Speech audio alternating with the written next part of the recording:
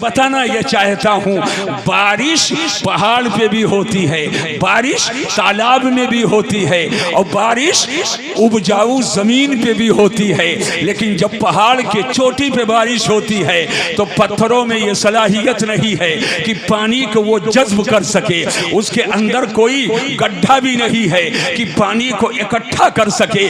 चोटी पर पहाड़ के बारिश हुई और पानी का कतरा कतरा नीचे झरने की शक्ल में वो नीचे झड़ जाता है। वो खुद भी पत्थर फायदा नहीं उठा रहा है, पहाड़ पानी से फायदा नहीं हासिल कर पा रहा है और न दूसरे को फायदा दे रहा है।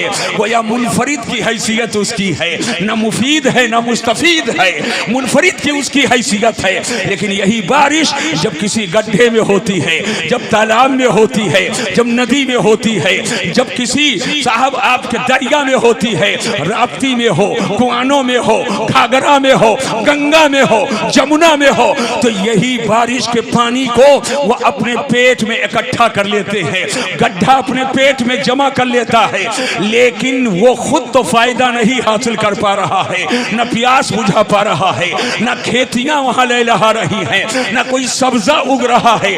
तालाब में आप कोई दरख्त नहीं देखते होंगे, लखो तक पानी देखते होंगे, लेकिन वो खुद तो फायदा नहीं हासिल किया, मुस्तफीद तो नहीं हुआ पानी से, लेकिन मुफीद जरूर है। अपने पेट में उसने पानी को जमा कर लिया है। जानवर गुजरे तो अपनी प्यास बुझा ले, उससे वजू कर लो, उससे गुस्ल कर लो, उससे अपनी प्यास को बुझा लो, इसको मुफीद का दर्जा हासिल है। लेकिन बारिश जब खेत में होती है, बारिश जब किसी मजरूआ जमीन पर होती है, बारिश जब किसी उपजाऊ जमीन पे होती है, तो वो बारिश से खुद भी फैज हासिल किया कि सब्जा उगा, सीना हरा भरा हो जाता है, लहलहाने लगता है। लेकिन उसी सब्जे से फल निकल रहे हैं, सब्जियां निकल रही हैं, धान गेहूं की खेती हो रही है, खुद भी उसने फायदा हासिल किया कि सीना हरा भरा हो गया है और उसने फायदा पहुंचाया है कि लोग फल खा रहे हैं, लोग रोटियां, लोग उससे गेहूं हासिल कर रहे हैं, लोग उससे चावल हासिल कर रहे हैं। मैं कहना चाहता हूं, एक मुनफरिद है, एक मुफीद है, एक मुफीदो मुस्तफीद है। यानी एक वो है जिसने खुद तो फायदा नहीं हासिल किया, न दूसरे को फायदा पहुंचाया। एक वो है जो खुद तो फायदा नहीं हासिल किया लेकिन दूसरों को फायदा पहुंचा रहा है। लेकिन एक वो है जो फायदा भी हासिल किया है, फायदा भी पहुंचा रहा है। अरकानो जिम्मेदारानो मिंबरान की एक जमात यहाँ बैठी है, ये मुफीद के दर्जे में है, फायदा पहुंचा रहे हैं। पैसा खर्च किया, बच्चे के लिए आसाइश है, पैसा खर्च किया, इमारत तामीर हो रही है, पैसा खर्च किया, जरूरत की सहूलियात फराहम हो रही हैं। लेकिन ये उलमा की जो जमात है, ये मुफीद भी है, मुस्तफीद भी है। इन्होंने अपने अकाबिर से उलूम हासिल किए हैं और अपने शागिर्दों को उलूम मुंतकिल किए। नारे तकबीर। आज का ये अज़ीमुश्शान रूह परवर, ईमान अफरोज दारुल मंजर हक टांडा का सालाना जलसाए दस्तारे फजीलत, जिसमें हम और आप शरीके सआदत, मौलाए करीम इसके फयूज़ो बरकत, हसनातो खैरातो सदक़ात से हम गुरबाए अहले सुन्नत को माला माल फरमाए। इससे पहले मेरे ख्याल से 20 साल हो गए होंगे, जी जी जी जी, मैं मंजर हक के सालाना जलसे में आया था। तब इस बिल्डिंग का वजूद भी नहीं, सही है, सही है। इसीलिए आज हमको तलाशने में थोड़ा सा टाइम लगा। वो पुरानी इमारत जो मेन रोड के उस तरफ है, वाह वाह, वही इमारत क्या कम थी। लेकिन 20 साल के बाद आज आया तो इल्म और अदब का एक शहर आबाद मैंने देखा। सुभान अल्लाह, सुभान अल्लाह, माशाअल्लाह। अपनी नौइयत की तर्ज तामीर, दीदा जेब गेट, जरूरत के मुताबिक वसी कमरे। वाह वाह वाह वाह। आदमी को यह पता लगाना मुश्किल हो रहा है कि ये मुकाब है कि मुदव्वर है। तर्ज़े तामीर कुछ अलग है और आपके बैठने का सलीका भी माशाअल्लाह बहुत खूब से खूब तर है। सुभान अल्लाह सुभान अल्लाह। मैं मुबारकबाद पेश करता हूँ दारुल मंजरे हक टांडा के तमाम अरकान, मिंबरान, जिम्मेदारान को खुसूसियत के साथ और तमामी मुसलमानान अहले सुन्नत को उमूमियत के साथ कि जिनकी मेहनतें और मशक्क़तें इस कदर रही कि आज आप ये चमन देख रहे हैं। मकानात तो बहुत अच्छे अच्छे बना लेते हैं, बिल्डिंगें तो बहुत बना लेते हैं, इटली का टाइल भी लगा लेते हैं, मकराने का मार्बल भी लगा लेते हैं, खूबसूरत मुज़य्यन और जदीद सहूलियात से आरास्ता कमरे भी बना लेते हैं। लेकिन आपका बंगला कितना कीमती हो, आपका मकान चाहे जितना सरमाए से लैस हो और जिस कदर भी कीमती मकान हो, वो आपका मकान है, रसूलुल्लाह का घर नहीं है। वो रसूलुल्लाह का घर नहीं है, मगर चाहे वो छप्पर हो और चाहे वो सिफाला पोश हो, चाहे इटली का टाइल्स लगा हो या मकराने का मार्बल हो या आपका कोटे का कोटा हो या कच्ची जमीन हो, लेकिन जहां कहीं बेजान लकड़ी की टिपाई पर कुरान रखकर और हदीस की किताबें रखकर दुनिया के हंगामों से बेनियाज होकर और दुनिया की आसाइश से बेपरवाह होकर सूखी रोटियां खाने को मिले कनात है, पतली कथरी पर लेटने को मिले सब्र है। जी जी जी। 2 टाइम में 1 टाइम रोटी मिले उस पे भी कनात है। मगर जो मुस्तफा का लाया हुआ दीन सीख रहा है, वो इमारत अगरचे छप्पर की हो मगर वो हमारा आप ही का घर नहीं बल्कि रसूलुल्लाह का घर। सुभान अल्लाह सुभान अल्लाह सुभान अल्लाह माशाअल्लाह। आज अल्हम्दुलिल्लाह उन्हें मदारिस अहले सुन्नत कहा जाता है, लेकिन सिर्फ इमारत बना लेना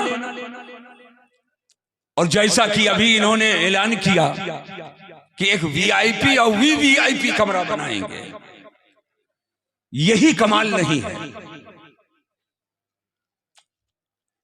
ये सब इसकी जरूरियात हैं, मगर मकसद असली तालीम है। वाह वाह वाह वाह वाह। ये बिल्डिंग उसी तालीम के लिए, ये आसाइश उसी तालीम के लिए, ये इंतजामात उसी तालीम के लिए, ये हटो बचो उसी तालीम के लिए, ये किचन उसी तालीम के लिए, पंखे उसी तालीम के लिए, रोशनी उसी तालीम के लिए, ये हिसार उसी तालीम के लिए। मकसद असली तालीम है। वाह वाह बेशक।